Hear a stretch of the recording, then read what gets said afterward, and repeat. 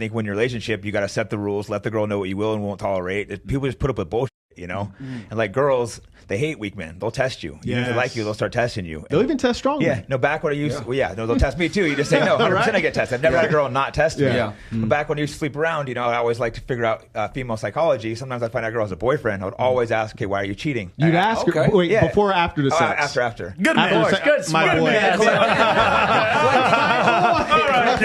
What was the reason? So then I get the answer. This is when I really started waking up. I expected to hear like he's an asshole. It hits me.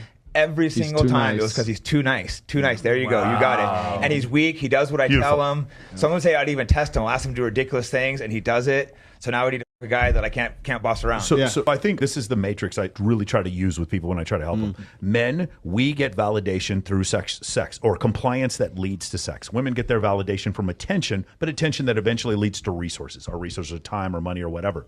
As men, when we give our attention to women for nothing, our attention is valueless. I'm leaving heart-eyed emojis. I'm paying for her only.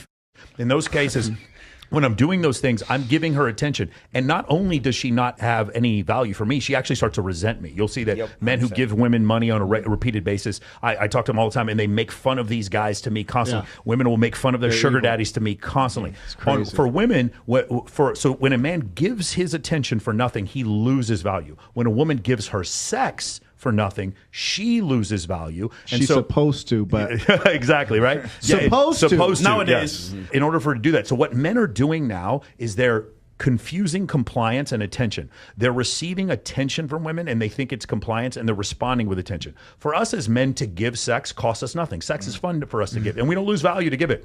So for women to give attention is also cost them nothing. Their attention is worthless. As a man, if I meet a woman and she's really attractive, I'm never going to compliment her because of her physical attractiveness. She's always going to do something. If I saw a woman and she was posting a picture, she's like, I just paid off my house, I would like that photo. I was like, congratulations, you paid off a house.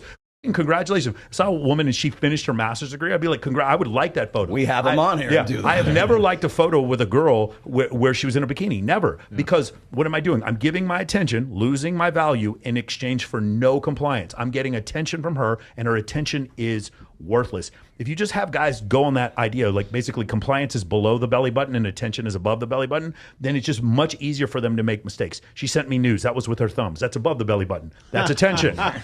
She came to my house and made me dinner. That means she had to move her ass. That's compliance. I'll reinforce compliance. I will not reinforce or validate attention. And it's amazing how you have to kind of explain it to guys like that, but it's important because so many guys are ill-equipped to deal with women and understand these things. And going back to, I hate to bring it back to the TrideCon thing, but they don't arm you with this. Yeah. The Bible is not going to teach you the difference between attention and compliance at all. And the thing that kills me is that if you don't know this stuff, you're going to get destroyed. And here's my thing, and this defeats the TrideCon in 2 seconds. Basically, I say this. I tell guys to have these things in place, make their money, get in shape, have a prerequisite experience with women. I say 50 girls, but if you get 30 and you feel like you're good, whatever. 20, whatever. My point is this. I want you to be in a position where a majority of women are A, going to respect you, and B, you'll be able to gain some compliance.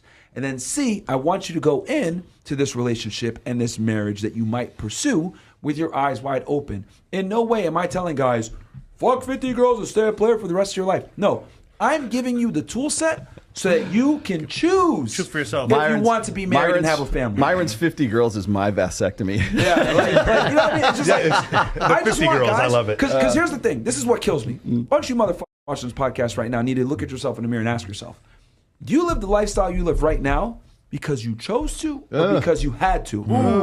And most of you motherfuckers watching the show right now are living a lifestyle because you had to. Maybe you had pressure from your parents, marry that girl, or maybe you were broken and you couldn't get anything besides that fat Becky that you're with right now. Or she chose for you. Or she chose for you. You better put a ring on it or I'm leaving you. And that's the reality for most men. And a lot of you guys, I'm talking to you motherfuckers right now. You guys did not choose where you're at. You're where you're at because you were forced to be there. I'm giving guys the fucking tool set so they can choose to do what the fuck they want to do. You train for MMA, professional fighter. If you know you got a fight coming up in 6 months, you're training hard as I'm not just going to walk in there without training. Guys, right? When you get into a marriage with a girl, that's a fucking fight for your life. 100%. Because you can lose half your money. You can lose your children. You can have to pay alimony. The stakes are crazy high. It's a pay-per-view fight, motherfucker. literally pay-per-view for you if you lose. There's literally nothing where stakes are higher and you know less. Yes. Right. So my thing is, if you're going to go, if professional fighters go into a fight and train like their life depends on it for a fight, you're telling me you're not going to train for the fight of your life with the woman that you're going to be with? Because it is a fight. A relationship is adversarial. Like we said, it's a battle between the two genders to see who can have the leverage. And if the man doesn't have the leverage, it loses every single time. And a lot of you motherfuckers watching the show right now that found this content, you've found out that you no longer have leverage. That's why you're here. So I'm giving you guys a tool set to get that leverage back. You got to make the choice of what you want to do. I'm not telling you to go out there and fuck a bunch of bitches, but what I am telling you is it might require you to fuck a bunch of bitches so that you can make the choice that you don't want to do it anymore. Yeah, so the girl also has to know there's a chance that you'll leave her if she's misbehaving. If she's giving you attitude and she knows there's no chance you're going to leave her, she can just keep going. She can go cheat on you. She can run around. She can go get blacked with out. A guy like cheating on a guy with a guy like you. Exactly. But if he's not going to do anything, why wouldn't she? Religion, what does it do? Do the right thing. Stick it out. She's treating you badly, doesn't respect you. You know what? Be a good person. Stick it out. My thing is, to your question for solution, why not have both? Have the wisdom of understanding the world that you live in right now, how women operate, how men operate, and choose for yourself what you want to do. Then add to that what your belief system is, which is maybe Christianity or Islam, whatever that may be, and have the foundation so you have both in tandem working together. Versus just having one is like, all right, be a good boy, do this. Right. But you don't understand what's happening on this side because you don't understand the real world. Use red pill awareness and religion to put yourself in the best position, man. And then choose for yourself. Wow, Jay, it's almost like we're trying to equip you and educate you with the red pill. Gee, I wonder who said that before. I want to say this too, because a lot of guys, let's be honest, a lot of guys hate the term red pill. Cool. You don't have to use it. Yeah. For us, when we're using it for the purposes of this podcast, it's just the truth, man. Yeah. Well, that's all we're saying. This is what you're all talking about. Is I had an interesting Twitter exchange that kind of opened my eyes where I said something like, this is why you don't get married for statistical reasons. And this guy was a TradCon pill and da-da-da. And he says, you know, and I don't want to misquote him, but I said marriage should not be confrontational. It shouldn't be a fight. It shouldn't take effort. It should be easy and effortless. And he came in, you obviously don't understand how marriage works and da-da-da, you know, and this, and you'll find faith and support through God. And no. I'm not arguing. Think of this concept to give to the traditional conservative type of guys out there who want to try going. How about a marriage where there isn't any arguing because you lead and she knows to follow? How about you're a hardworking man, you establish the family, you establish the household, you provide for the family, nobody gives you guff, and not only does your wife not question...